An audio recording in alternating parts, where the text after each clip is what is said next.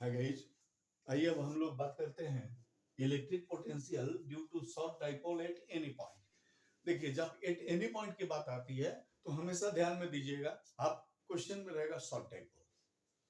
अब यहां पर मान लेते हैं कि एक शॉर्ट डाइपोल है माइनस क्यू, ये पॉइंट ए पर है, और दूसरा है पॉइंट बी पर प्लस क्यू, और ये है यहां पर पॉइंट ओ, और ओ पर देखिए इस जगह पे एक पॉइंट हम लोग ले लिया टी, और ये एंगल है थीटा। इस टी पॉइंट पर हम लोगों को निकालना है इलेक्ट्रिक पोटेंशियल। अब हम लोग इसमें क्या करते हैं, देखिए ये शॉर्ट डाइपोल है, जितनी बड़ी इसकी ये नजर आ रहा है ना, उतना बड़ा ये है नहीं।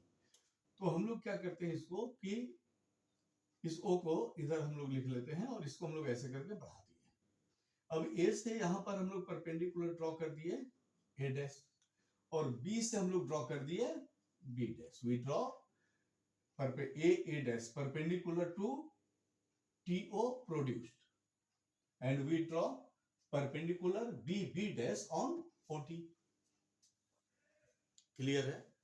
अब इसमें क्या हो रहा है, देखिए ये एंगल थीटा है तो ये भी थीटा होगा, और यहां से यहां का डिस्टेंस तो L होगा, और इस पॉइंट O से अगर हम लोग बात करें तो ये डिस्टेंस भी L होगा।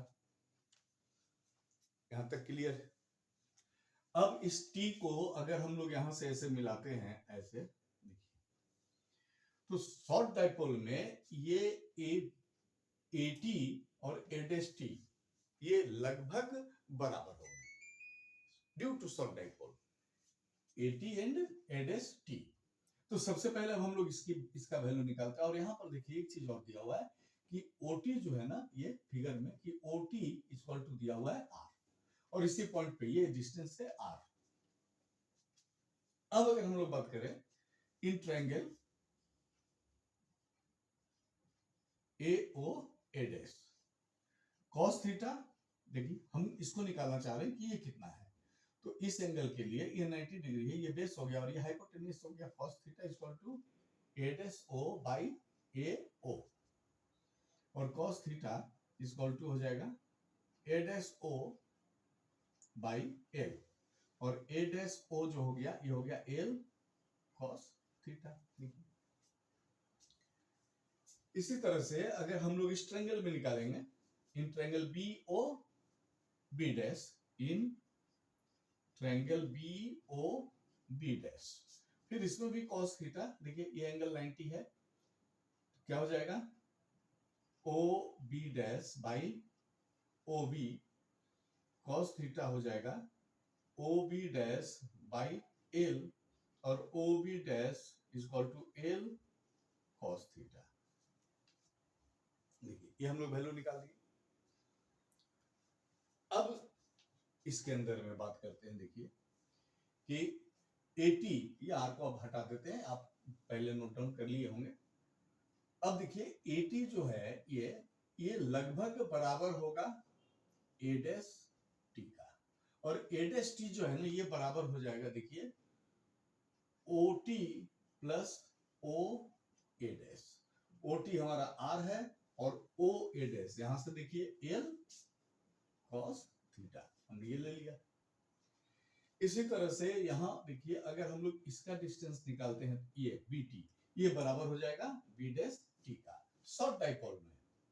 तो ये हो जाएगा, देखिए बी टी जो है ये हो जाएगा बी डैश टी, और ये बराबर लगभग बराबर है, और ये बराबर हो जाएगा O T minus O B dash, और ये हो जाएगा R minus L cos theta.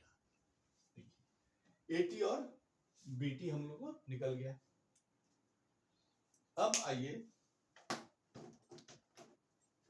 अगर अब इसको हम हटा देते हैं और इस पर हम बात करते हैं कि अगर माइनस क्यू के चलते टी पॉइंट पर इलेक्ट्रिक पोटेंशियल है वी ए, तो वी ए इक्वल टू क्या हो जाएगा 1/4 pi epsilon naught minus Q by AT, और इसको लिख सकते हैं हम लोग, देखिए -1/4 pi epsilon naught Q by AT, AT को यहां से R plus L cos theta. इसी तरह से अगर प्लस क्यू के चलते इस टी पॉइंट पे इलेक्ट्रिक पोटेंशियल वी बी है, तो we B equal to 1/4πε0 Q by B T. और इसको अगर हम लोग सॉल्व करें तो ये हो जाएगा 1/4πε0 Q by are minus L cos theta, R minus L cos theta. और इस पॉइंट पे दो पोटेंशियल काम कर रहे हैं, V और VB, तो नेट पोटेंशियल V जो है ये किसके बराबर हो जाएगा, तो VA प्लस VB। तो net potential V equal to हो जाएगा ना, देखिए VA प्लस VB, क्योंकि पोटेंशियल वेक्टर क्वांटिटी नहीं है इसलिए कोई डायरेक्शन की जरूरत ही नहीं है हम लोगों को यहाँ। तो ये हो जाएगा -1/4πε0 Q by r plus L cos theta plus 1/4πε0 Q by are minus L cos theta. अब इसमें से कॉमन निकालते हैं 1/4πε0 और क्यू, बच जाएगा -1/r plus L cos theta, इसको पीछे लिख देंगे, plus 1/r minus L cos theta minus 1/r plus L cos theta, ऐसे हो गया। और ये हो गया 1/4πε0 क्यू। अगर हम लोग एलसीएम निकालते हैं, यहां पर देखिए r minus L cos theta और इधर हो जाएगा r plus L cos theta. r minus L cos theta, r minus L cos theta को कैंसिल आउट किया, बच गया r plus L cos theta minus plus वाला प्लस को काट दिया, बच गया r minus L cos theta. और इसको ब्रैकेट में रखना पड़ेगा क्योंकि बाहर माइनस है। ये हो जाएगा 1/4πε0 q r plus L cos theta minus r plus L cos theta by r square minus l square cos square theta. अब यहां पर देखिए कट गया, ये हो जाएगा 1/4πε0 q 2l cos theta by r square minus l square cos square theta. और Q into 2l P dipole moment, तो ये हो जाएगा 1/4πε0 P cos theta by r square minus l square cos square theta. ये आ गया हमारा dipole short अगर है तो electric potential at any point.